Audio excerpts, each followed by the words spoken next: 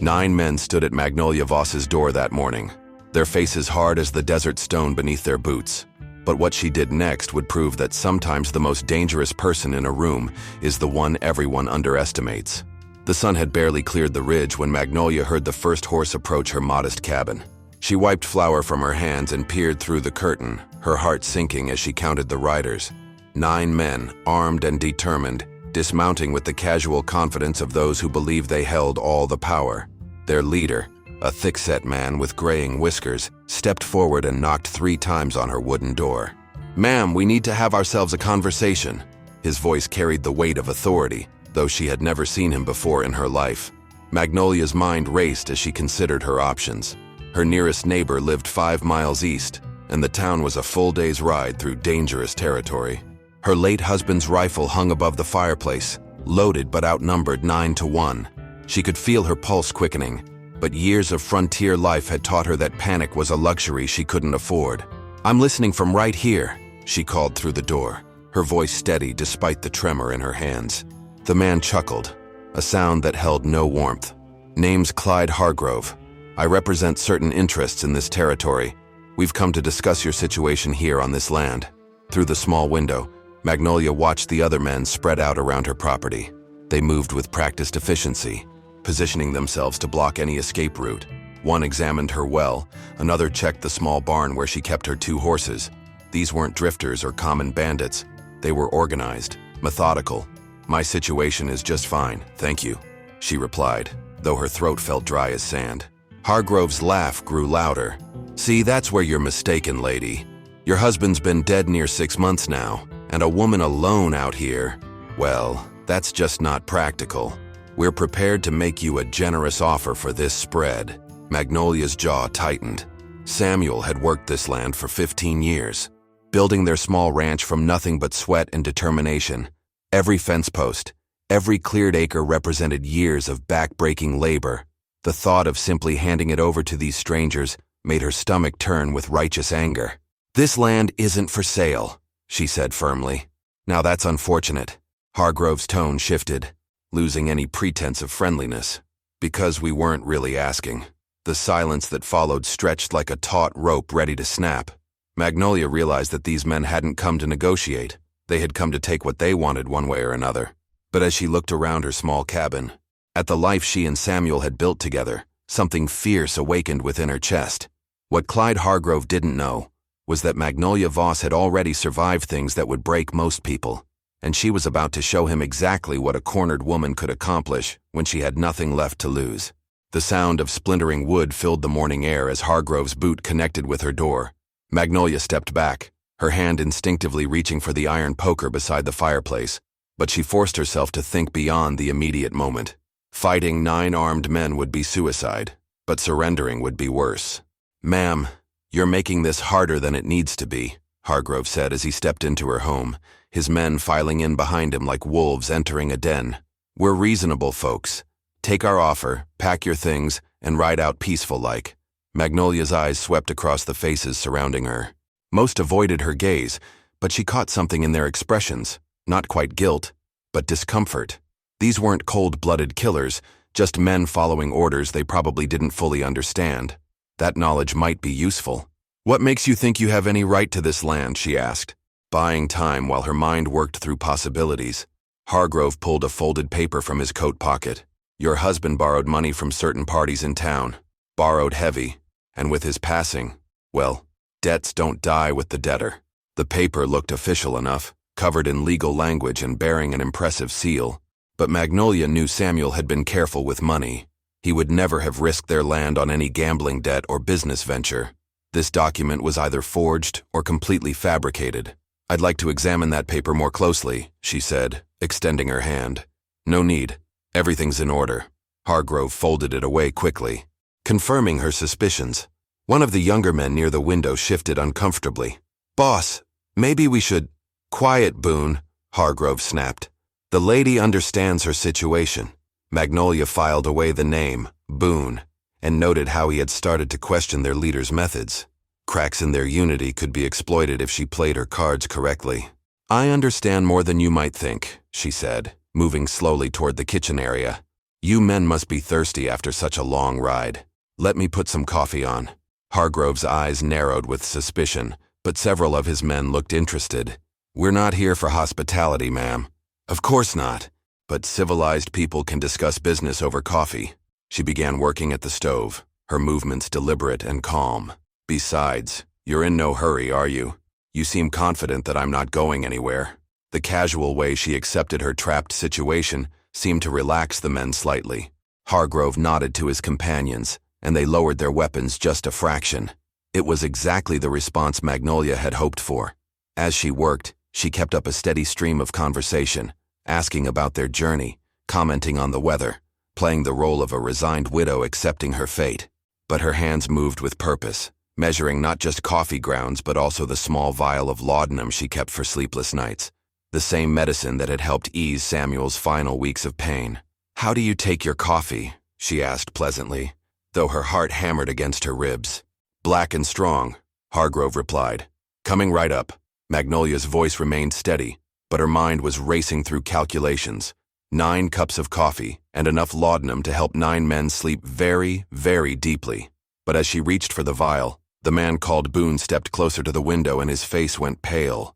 "Boss," he said urgently, "we got company coming up the trail."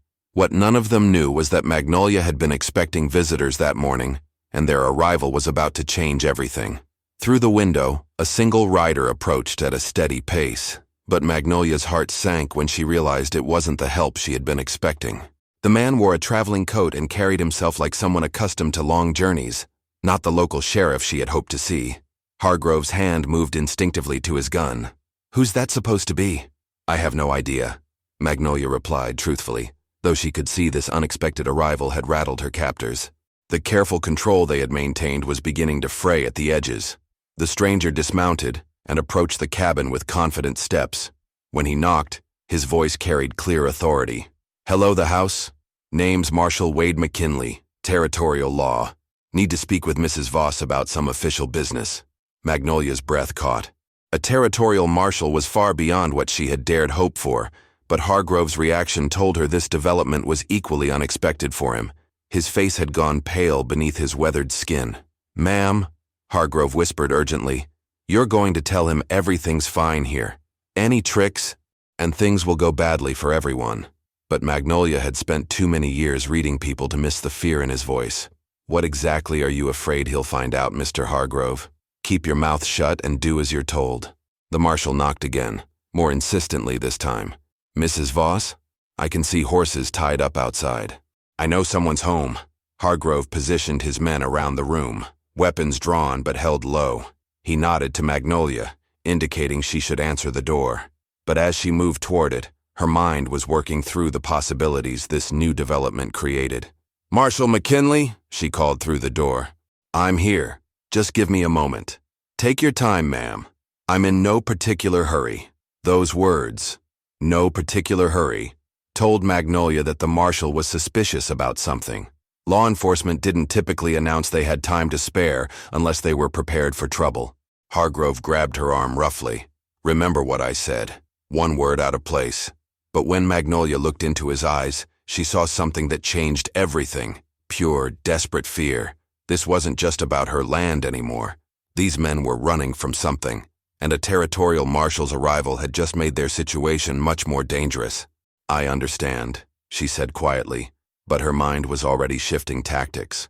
The laudanum plan would have to wait. Now she had a much better option, if she could find a way to communicate the truth without getting herself or the marshal killed. She opened the door with a smile that didn't quite reach her eyes. "Marshal McKinley, what brings you all the way out here?" The marshal was a lean man with sharp eyes that immediately took in every detail of the scene before him. His gaze lingered for just a moment on the nervous tension radiating from the men behind her. "Official business, ma'am. Mind if I step inside? We need to discuss some reports I've received about activities in this area." What Marshal McKinley didn't know was that his arrival had just triggered a deadly game where the wrong move would cost lives, and Magnolia was about to bet everything on one desperate play. Marshal McKinley stepped inside. his experienced eyes immediately cataloging the tension in the room. 9 armed men standing awkwardly in a widow's modest cabin wasn't a scene that suggested friendly social visiting. His hand rested casually on his gun belt, ready but not overtly threatening. "Quite a gathering you have here, Mrs. Voss," he said with deliberate politeness. "I hope I'm not interrupting anything important." Hargrove forced a smile that looked more like a grimace. "Just discussing some business matters, Marshal. Nothing that concerns territorial law." "Is that so?" McKinley's gaze shifted between the faces around him, noting how several men avoided eye contact. "And what kind of business would that be?" Magnolia felt the weight of the moment pressing down on her. One wrong word could start a gunfight in her own home, but staying silent meant accepting whatever fate these men had planned for her. She made her choice. "These gentlemen claim my late husband owed them money," she said carefully. "They've presented some documentation, but I haven't had a proper chance to examine it." The subtle emphasis on proper chance wasn't lost on the marshal. His expression remained neutral, but Magnolia caught the slight tightening around his eyes that suggested he understood her meaning. "Financial disputes can be tricky," McKinley said conversationally. "Mind if I take a look at these documents? Sometimes territorial law does get involved when there are questions about legitimacy." Hargrove's jaw tightened. "Like I told the lady, everything's in order, no need for official review." "Oh, I'm sure it is," the marshal replied smoothly. "But since I'm here anyway, might as well take a quick look. Helps me file a complete report." The cabin fell silent, except for the ticking of the mantel clock. Magnolia could feel the tension building like pressure before a storm. Hargrove's men were growing more agitated by the moment, their hands drifting closer to their weapons. "Marshal," the man called Boone spoke up suddenly. "Maybe we should discuss this outside. Give the lady some privacy." Hargrove shot him a venomous look. "Boone, shut your mouth." But McKinley had caught the exchange. "That's considerate of you, son. What's your name?" "Boone Carter, sir." "Well, Mr. Carter, I appreciate the suggestion, but I think Mrs. Voss might prefer having a witness present during our business discussion." The marshal's tone remained friendly, but there was steel underneath. "Helps prevent any misunderstandings later." Magnolia realized the marshal was giving her an opening. "I would feel more comfortable with you here, Marshal McKinley. These have been rather intense negotiations." Hargrove's control finally snapped. "Enough of this dance. Marshal, you need to finish your business and move along. We were here first." "Were you now?" McKinley's voice took on a new edge. "And how long have you gentlemen been in this territory?" "Long enough," Hargrove growled. "Interesting, because I've been tracking a group of men who've been running confidence schemes on widows and elderly landowners across 3 territories. Same pattern every time. Fake debt documents, intimidation tactics, forced sales well below market value." The color drained from Hargrove's face. Around the room, his men began to shift nervously, their earlier confidence evaporating. "Marshal," Boone said quietly, "there's something you should know." "Boone, don't you dare," Hargrove snarled. But Magnolia could see that young Carter had reached his breaking point. Whatever these men had done in other places, whatever crimes they were running from, Boone's conscience was finally catching up with him. The marshal's hand moved slightly closer to his weapon. "I'm listening, son. Take your time. What happened next would determine whether justice prevailed or whether Marshal McKinley would become another victim of Hargrove's increasingly desperate schemes.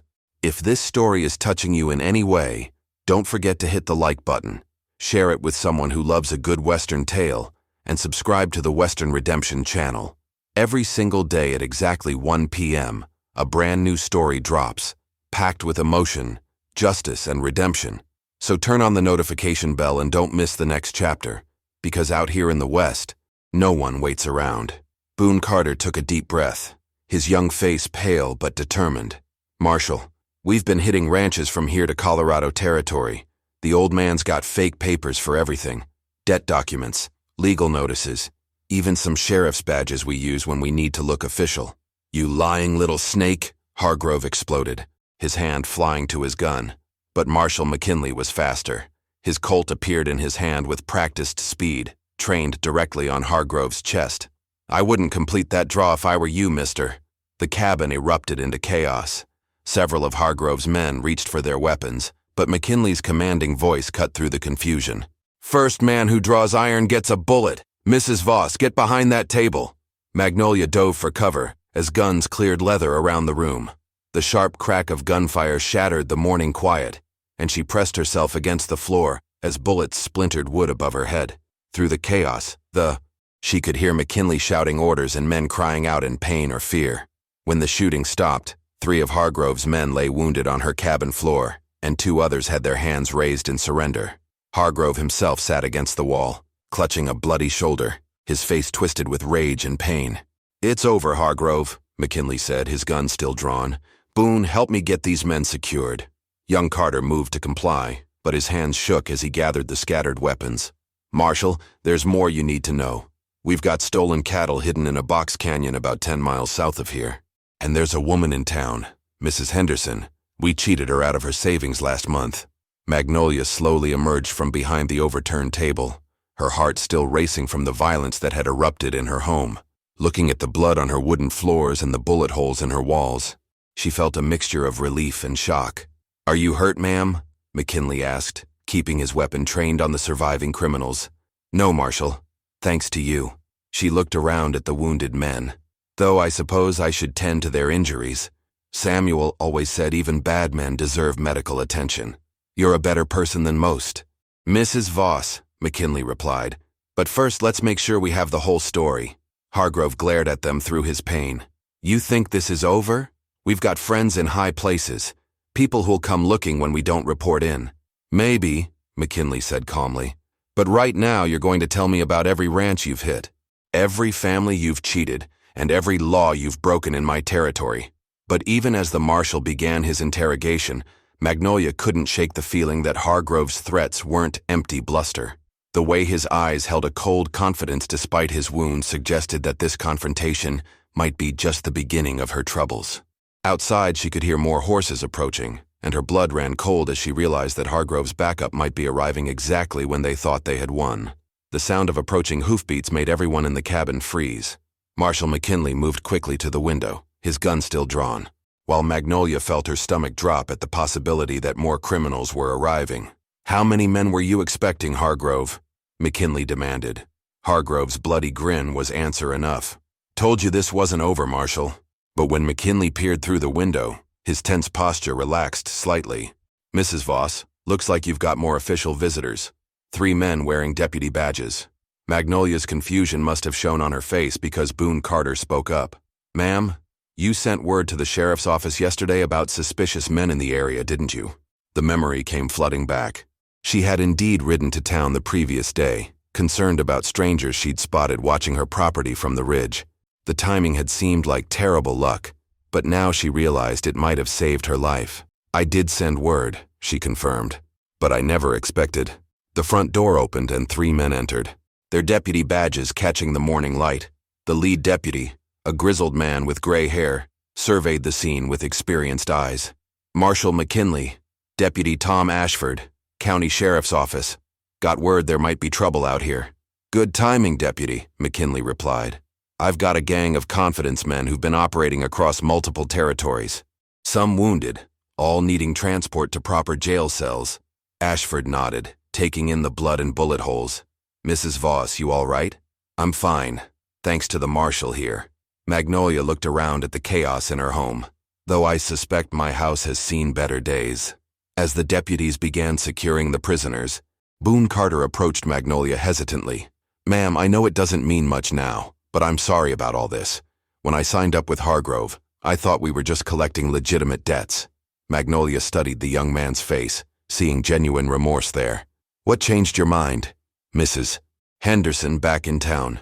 She was 80 years old, and after we took her savings she had to move in with her daughter because she couldn't afford rent anymore." Boone's voice cracked slightly. "My own grandmother is about that age. Made me realize what we were really doing to people." Marshal McKinley overheard the conversation. "Son, your cooperation today will count for something when you face the judge, but you'll still have to answer for your crimes." "I understand, sir. It's what I deserve." As the deputies prepared to transport the prisoners, Deputy Ashford pulled McKinley aside. "Marshal, there's something else you should know. We found evidence that this gang has connections to corrupt officials in the territorial government. This might be bigger than just confidence schemes." McKinley's expression darkened. "How much bigger?" Big enough that some very powerful people are going to be unhappy when word gets out about today's arrests. Magnolia felt a chill run down her spine.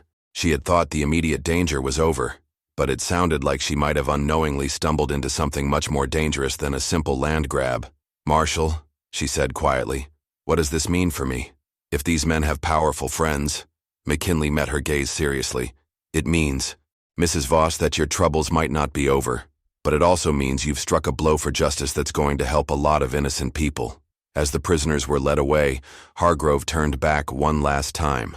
"This ain't finished, lady. Not by a long shot." But Magnolia had faced down 9 armed men in her own home and lived to tell about it. Whatever came next, she knew she was stronger than she had ever imagined possible. 3 weeks after the confrontation, Magnolia was mending bullet holes in her cabin walls when Marshal McKinley returned with news that would change everything.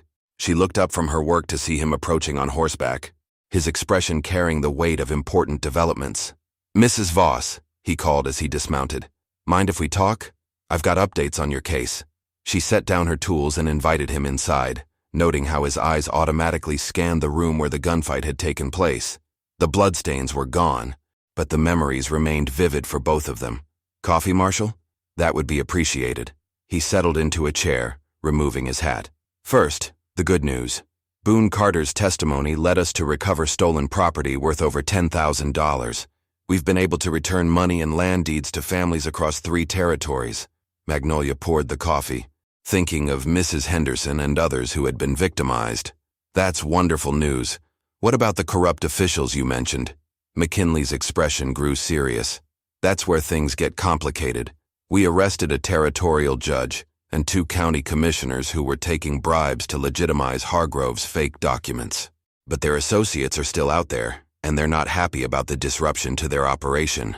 Meaning you're still in danger, ma'am.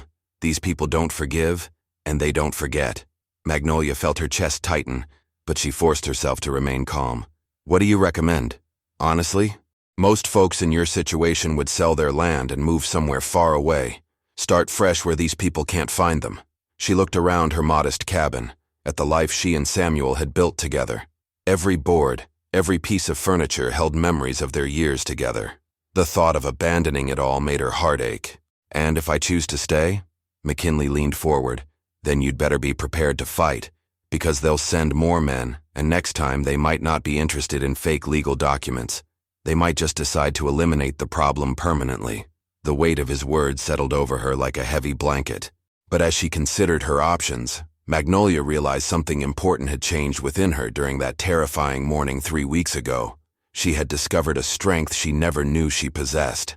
"Marshal, I've been thinking about something Boone Carter said, about how they chose their targets, widows, elderly folks, people they thought were weak and defenseless. That's typically how these operations work. But what if word got out that one of their easy targets fought back? What if other people heard that story and decided they didn't have to be victims either?" McKinley studied her face carefully. "That's dangerous thinking, Mrs. Voss.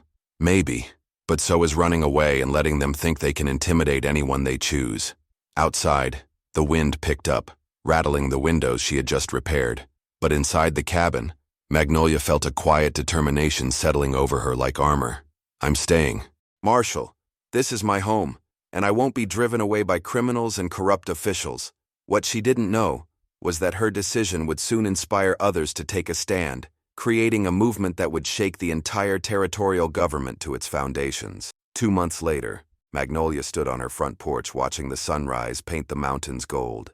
Knowing that her decision to stay had changed more than just her own life, word of her confrontation with Hargrove's gang had spread throughout the territory, inspiring other victims to come forward with their own stories of corruption and intimidation. Marshal McKinley had returned the previous week with remarkable news. The territorial governor, faced with mounting evidence of widespread corruption, had launched a comprehensive investigation. 3 judges, 7 county officials, and dozens of criminal associates had been arrested. The network that had seemed so powerful and untouchable had crumbled once people found the courage to speak up. Boone Carter had served 6 months in jail and was now working to make restitution to the families his gang had cheated. He had stopped by her ranch just days ago, looking healthier and carrying himself with the dignity of a man trying to rebuild his life on honest foundations. "Mrs. Voss," he had said. I wanted to thank you, not just for giving me a chance to do the right thing that day, but for showing me what real courage looks like. Hargrove himself had been sentenced to 20 years in territorial prison. His threats from that bloody morning in her cabin had proven as empty as his fake legal documents. The powerful friends he had boasted about were either behind bars themselves or had quickly distanced themselves from his criminal enterprise. But perhaps the most meaningful change was the letter she had received from Mrs. Henderson in town. The elderly woman had not only recovered her stolen savings, but had become something of a local hero herself, organizing other elderly residents to watch out for suspicious strangers and questionable business propositions. "Your bravery gave me back my self-respect," Mrs. Henderson had written. "I spent weeks feeling like a foolish old woman, but now I realize I was just a victim of professional criminals. There's a difference." Magnolia folded the letter carefully and tucked it into her apron pocket. The morning chores wouldn't wait, and she had cattle to tend and fences to mend. But as she walked toward the barn where Samuel's tools still hung on their familiar hooks, she felt his presence in a way that brought comfort rather than sorrow. "You'd be proud, Samuel," she said quietly to the morning air. "We didn't just save our land, we helped save a lot of good people." The sound of approaching horses made her look up, but without the fear that had once accompanied unexpected visitors. Marshal McKinley rode up with a smile on his weathered face. "Morning, Mrs. Voss. Got some final paperwork for you. The last of the restitution claims from Hargrove's victims. How many families were helped in the end? 47 households recovered stolen property or money. 6 families got their land back. And 1 territorial government learned that people won't stay quiet forever when justice is ignored." Magnolia accepted the papers, but her satisfaction came not from the legal victories but from something deeper. On that terrifying morning when 9 men had knocked on her door, she had discovered that courage wasn't the absence of fear. It was choosing to do what was right despite being afraid. The sun climbed higher, promising another day of honest work on land that truly belonged to her. And in the distance, she could see her neighbors going about their own morning routines, secure in the knowledge that justice had prevailed, and that ordinary people could make extraordinary differences when they refused to surrender to intimidation. Her story had proven that sometimes the most dangerous person in any confrontation is the one who has nothing left to lose and everything worth fighting for. If you enjoyed this story, click the video on your screen now to watch another unforgettable Western tale where courage and determination collide in ways you never expected. Don't forget to subscribe and consider a super chat to help us keep bringing you more stories like these. Your support means everything to us.